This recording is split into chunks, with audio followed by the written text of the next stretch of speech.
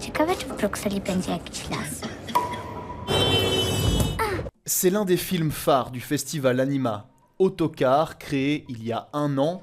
Depuis, il fait le tour des festivals avec entre autres un prix à Berlin et une présélection aux Oscars. Un parcours fulgurant que sa réalisatrice Sylvia Skilatz était loin d'imaginer.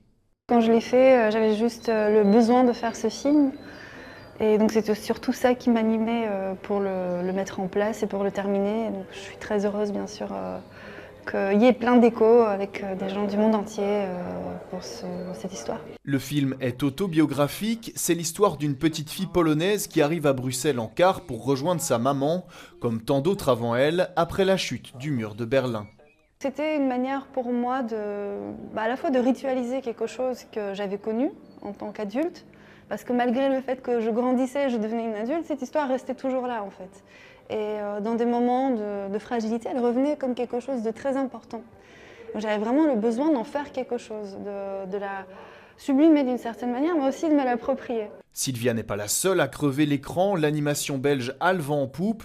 Son film a été créé au studio L'Enclume Animation basé à Molenbeek, comme cet autre film par exemple, La Petite Reine Blanche, présent aussi à Anima. L'un des créateurs du studio, c'est Paul Jadoul, il l'a lancé il y a près de 20 ans et a vu une belle évolution du secteur. Mais nous, quand on a commencé, des longs métrages d'animation en Belgique, c'était très rare. Il y en avait très peu parce que c'était le tout début du tax shelter, qui est un mécanisme qui permet de financer le cinéma.